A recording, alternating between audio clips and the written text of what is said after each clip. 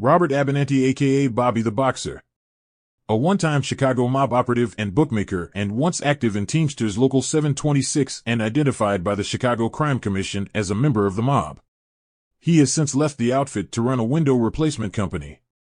Officially, Abernathy was a Teamster truck driver for the City of Chicago Streets and Sanitation Department. Abernathy had been a football star at Weber High School as well as an amateur heavyweight boxer who fought in Chicago Golden Gloves tournaments, winning honors at the La Follette Park Conference and the citywide CYO matches. He trained under the highly regarded Coach Pat LaCassa. Abernathy holds the dubious record of being the only contestant removed from the Chicago Park District Tournament after he allegedly used rough tactics and ended the bout by throwing his opponent out of the ring. He was also a co-precinct captain for the 36th Ward Regular Democratic Organization on the Northwest Side in 1983.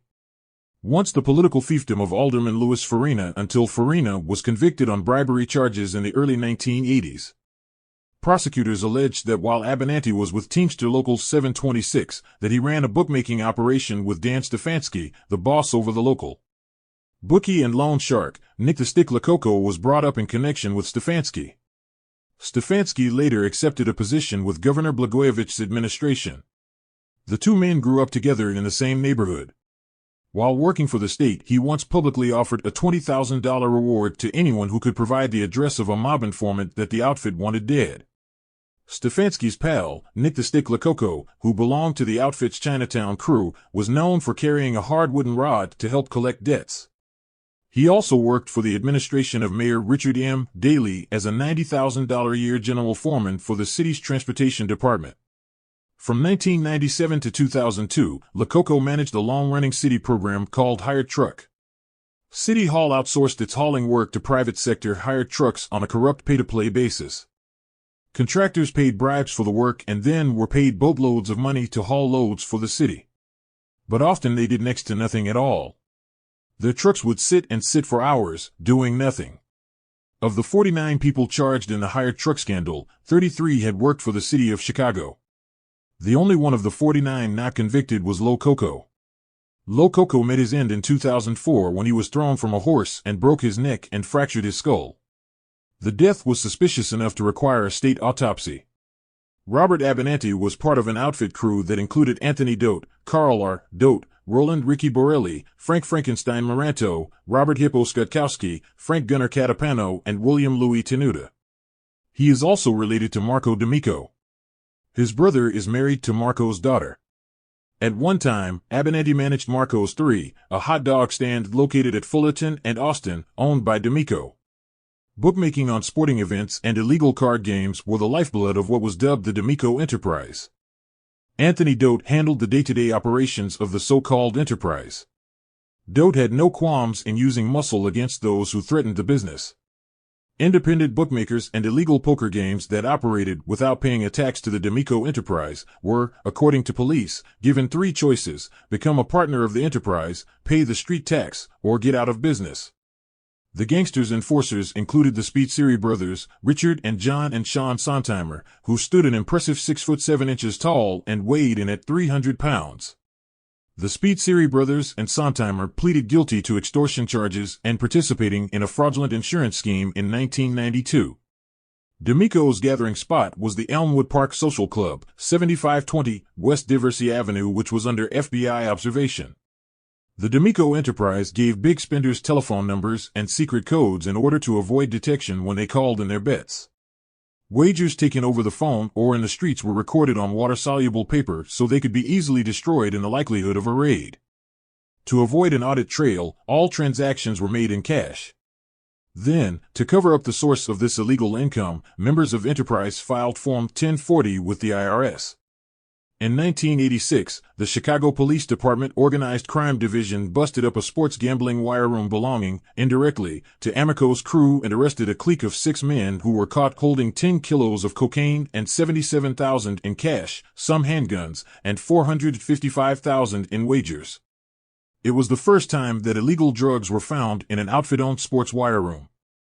Informants said that the drugs were produced and smuggled out of Colombia, through Florida, and into the Chicago area where they were to be distributed by D'Amico's organization.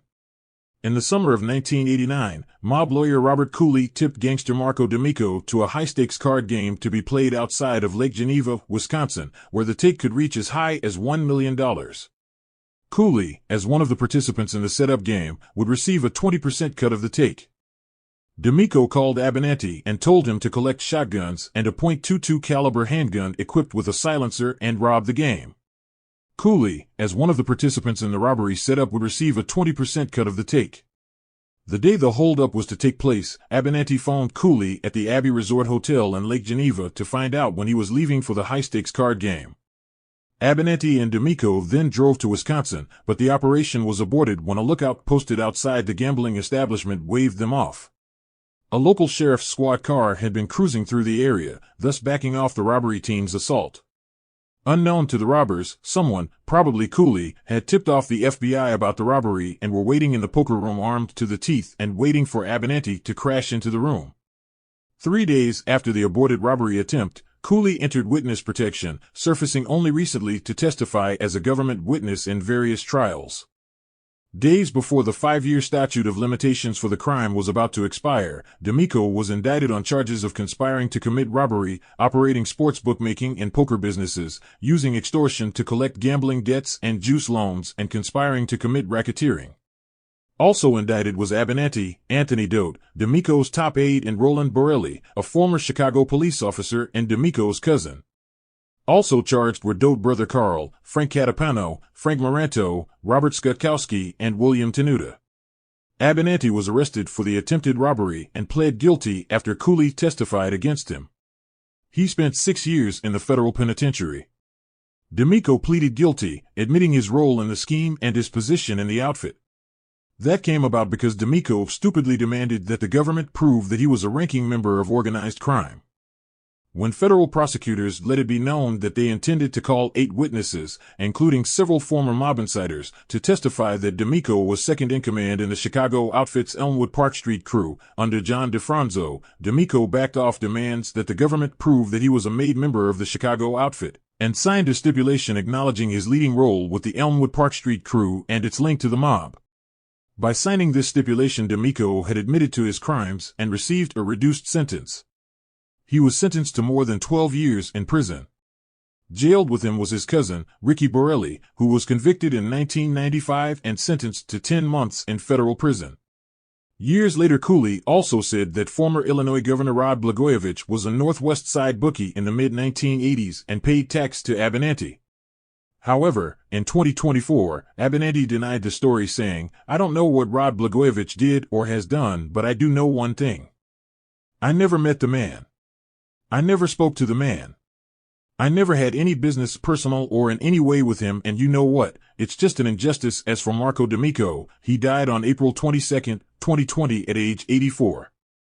He ended his criminal career as the Chicago outfit consigliere after his release from prison on July 21, 2005. His record included gambling arrests in 1958 and 1968, taking part in an illegal card game in 1976, a public fist fight in 1978. In 1983, D'Amico was pulled over by Palatine, Illinois police on suspicion of drunk driving. D'Amico, who was clearly drunk, asked, "Do you know who I am?" When the officer answered, "I don't know," or cared, D'Amico bit off one of the policeman's fingers. He didn't serve a day in jail for that. The policeman refused to press charges. Later, in 1992, he was taken in for questioning in the car bombing of Sharon Patrick. The Elmwood Park crew lives on. Started in about 1955, it was run by Jackie Cerrone for about 20 years, although at the time Cerrone answered to Tony Capizio, who died later that year. In the early 1970s, Cerrone was bumped up to underboss. Capizio's right-hand man was Johnny Bananas DeBiase. Most people assumed DeBiase would move up to Capizio's spot, but Tony Accardo considered DeBiase too unpredictable and saw Cerrone as one of the smartest people in the outfit. Working under Cerrone, at one time or another over the years, when he was in charge of the Elmwood Park crew, were Willie Messino, John DeFranzo, Joe Andriacchi, Lee Magnafici, Rudy Fratto, Mike Castaldo, and Michael Magnafici. Eventually, Cerrone moved Joe Gags Gagliano in as the crew's new boss, but Gagliano died suddenly in 1971, at 56, of a heart attack, and was replaced by John DeFranzo. Gagliano was Chicago's czar of loan sharking, gambling, and jukebox rackets on the west side of the city and throughout the western suburbs. His record started in the 1930s when he acted as a professional slugger under Frank Nitti. In 1964, Gagliano was indicted with his business partner Willie Messino for kidnapping and beating Joseph Weisful, an ex-convict who owed the Elmwood crew money.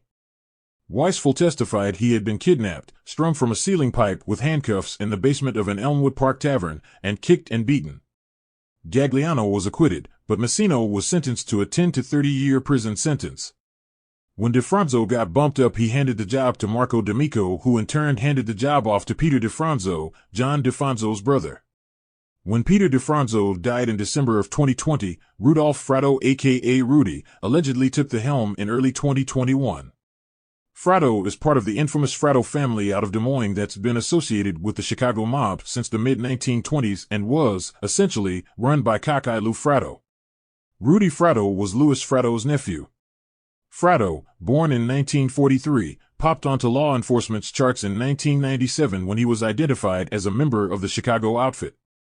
In 2005, Fratto held a meeting with Michael Mickey Marcello, the half-brother of Jimmy Marcello.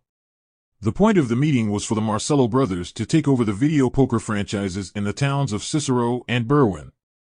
That same year, Fratto was reported to be at a top-level meeting with several other bosses, Lombardo, Andriacchi, John, and Peter DeFranzo, in Elmwood Park with the mayor of Rosemont to discuss how the outfit would control contracts given out by the casino. In October 2009, he pleaded guilty to tax evasion. 3 years later, he got nailed for bid-rigging $2 million in forklift contracts for a pair of trade shows at McCormick Place and was sent away for a year on that charge. That same year, Fratto and DeFranzo were accused of trying to shake down Teamsters treasurer Armando Fosco for $400,000.